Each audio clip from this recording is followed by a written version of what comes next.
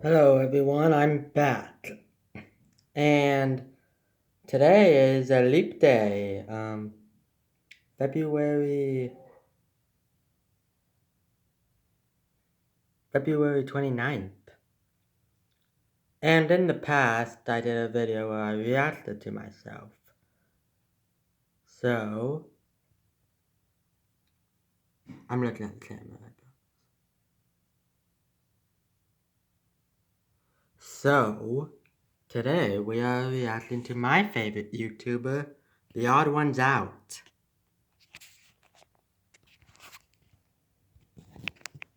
I don't know if you can see that, but yeah. So, I will pull up a video and be right back. No. Writing's not that easy, but Grammarly can help. This Grammarly? is grammatically correct. Today's video was sponsored by carrots.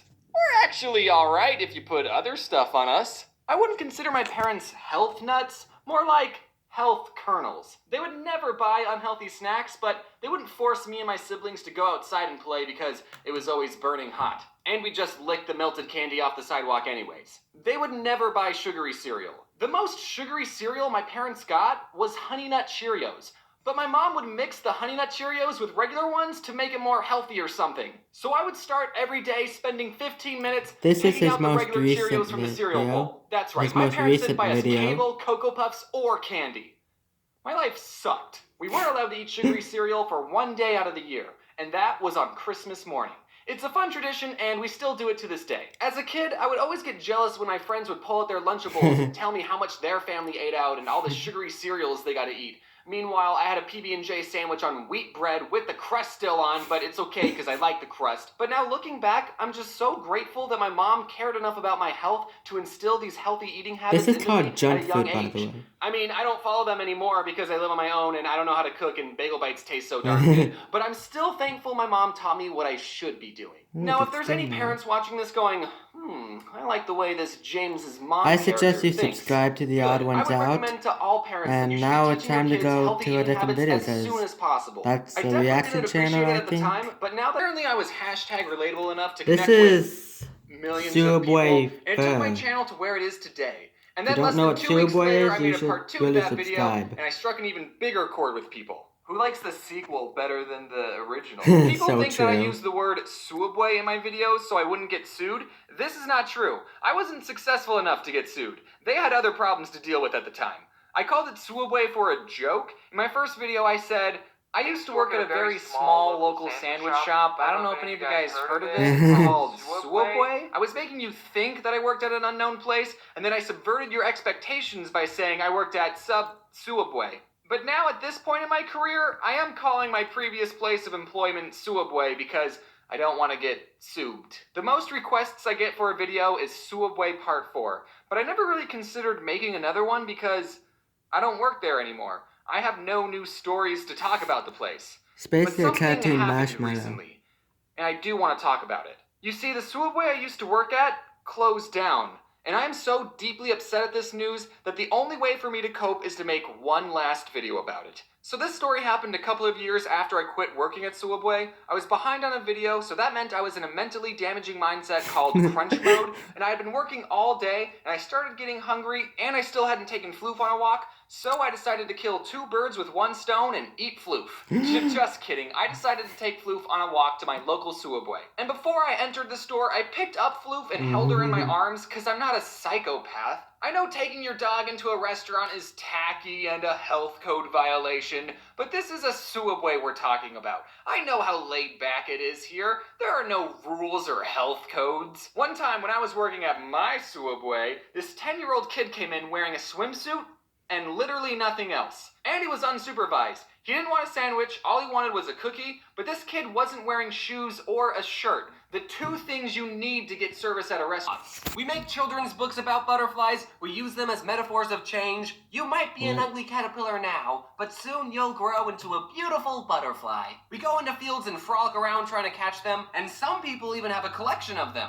Granted, the people who do collect them do so by impaling the butterflies. But whatever, it's still a compliment. How many other insects can say that they could...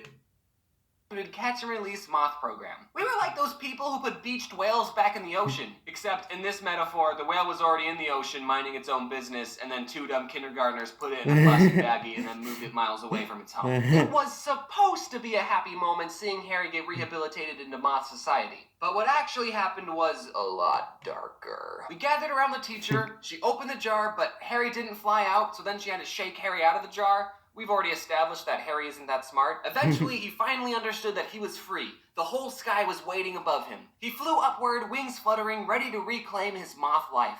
Well, turns out there's a good reason giant moths only come out at night. And that's mostly because of camouflage and the fact that their predators are asleep. Harry had neither of those advantages at our playground in the middle of the day. Not 10 seconds had gone by when a bird from a nearby tree swooped down and grabbed Harry in its beak. Harry was a free moth for a good 10 seconds before his painful, inevitable death. Immediately, the entire kindergarten class began screaming. My sister ran after the bird, demanding that he released Harry.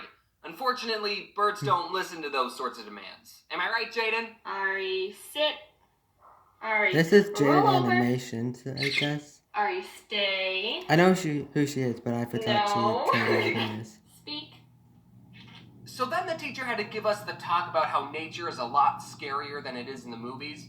Basically, the circle of life involves a lot of death. But on the bright side, we totally made that bird's day. He was just sitting in a tree, probably wishing Arizona had more worms, and then boom, free meal. I wonder what I'm going to eat. Whack. For all we know, that could have been the bird's first time eating a moth. I'm sure... Time for another video. Bring me the sound of a love song. Uh-oh. Oh, I forgot about the wheelbarrow. Ah! I'm getting crushed. This is what... And... hello, everyone. Welcome to the 10 million subscriber milestone special. Last time in the 3 million subscriber milestone, I said I wasn't going to do this until 10 million. And then I hit that sooner than I thought I did. So... Sorry if you are. can't I was see it. expecting just to put this off until I'm 40. This is what the Odd Ones Out looks like, by the way. Dog. So if you're new to this channel, welcome. And also, what I do whenever I hit a subscriber milestone, I like to get sprinkles for however many subscribers that I have. The first time was 100,000, and I thought it would just be a fun little thing. But then I counted them out and I weighed them, and 100,000 was actually like a lot of pounds of sprinkles, a lot. Then I did one for 1 million, then I did one for 3 million, and now we're... I'm gonna turn off the lights. Whoa.